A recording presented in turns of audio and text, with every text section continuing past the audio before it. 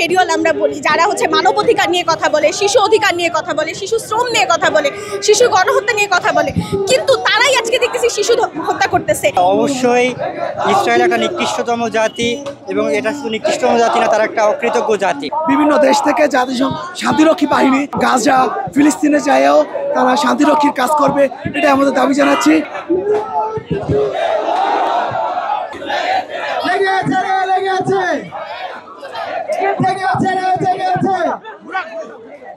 আসলে গাজায় যে গণহত্যা চলতেছে এইটার বিপক্ষে আমি বলতে চাইবো যে হচ্ছে মানবতা আজকে কোথায় গিয়ে দাঁড়াইছে।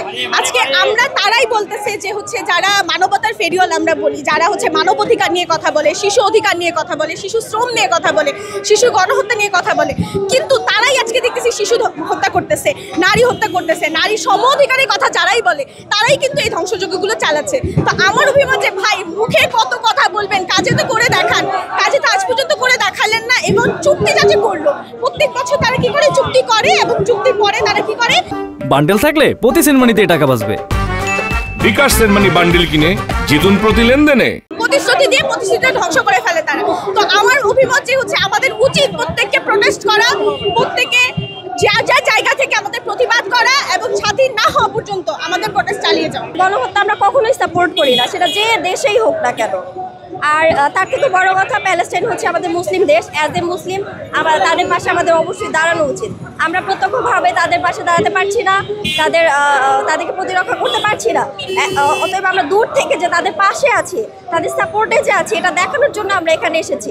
আমাদের যদি আল্লাহ তাআলা কখনো তৌফিক দান করে তাদের পাশে ডিরেক্টলি তাদেরকে প্রত্যক্ষভাবে তাদেরকে সাপোর্ট দেওয়ার, রক্ষা করার, আমরা অবশ্যই ইনশাল্লাহ যাব। অবশ্যই ইসরায়েল একটা নিকৃষ্টতম জাতি, এবং এটা শুধু নিকৃষ্টতম জাতি না, তারা একটা অকৃতজ্ঞ জাতি।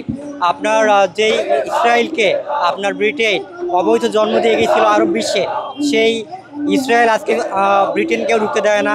যে ইসরায়েল হচ্ছে জার্মানির সাথে অকৃতজ্ঞতা করেছে, সেই ইসরায়েল এখন হচ্ছে আমেরিকার সাথে তাল মিলে চলতেছে। 2 দিন পর আমেরিকাকেও তারা অকৃতজ্ঞতার নমুনা দেখাবে।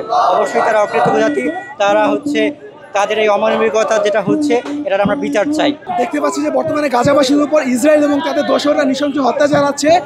এই জায়গায় আমাদের যে বড় আরব বিশ্বগুলো আছে তারা নীরব ভূমিকা পালন করছে। আমাদের একটি ইসলামিক সংগঠন আছে ওআইসি, এই ওআইসিতে বর্তমান সদস্য সংখ্যা 57 দেশ, কিন্তু হাতে গোনা 4-5টা দেশ বাদে একটা দেশও গাজাবাসীদের পাশে দাঁড়াচ্ছে না। আমাদের দাবি যে ওআইসি যে 57 দেশ আছে তারা আমেরিকার মদতপোষিত না হয়ে তারা গাজাবাসীর পাশে এসে দাঁড়াও, এবং জাতিসংঘ যে একটা নীরব দর্শকের ভূমিকা পালন করছে এটা না করে তারা গাজাবাসীদের পাশে দাঁড়াবে। এবং বিভিন্ন দেশ থেকে জাতিসংঘ শান্তিরক্ষী বাহিনী, যেমন বাংলাদেশের সেনাবাহিনী বিভিন্ন দেশে যে শান্তিরক্ষী কাজ করে, গাজা ফিলিস্তিনে যায়ও তারা শান্তিরক্ষীর কাজ করবে, এটা আমাদের দাবি জানাচ্ছি। আর ওআইসি যে আরব বিশ্ব মধ্যপ্রাচ্য তারা যে নীরব ভূমিকা পালন করছে এর তীব্র নিন্দা জানাচ্ছি। এরা তো কোনো কিছু করতেছে না, এই সরকার মুসলিম কান্ট্রি যে দেশগুলো আছে কোনো কিছু করতেছে না, তাই না? আমাদেরকে ওই ব্যবস্থাটা করে দিক। আমরা ওখানে যে শহীদ হতে চাই, জিহাদ করতে চাই, আমরা মুসলিমদের পাশে দাঁড়াতে চাই, আমাদেরকে ওই ব্যবস্থাটা করে দিক। আমি একজন সাধারণ নাগরিক হিসাবে আমার দাবি, আমি একজন মুসলমান হিসাবে আমার দাবি, আমার ইমানের শক্তিতে আমি বলতে চাই, আমি ওখানে যেতে চাই, যে আমি জিহাদ করতে চাই।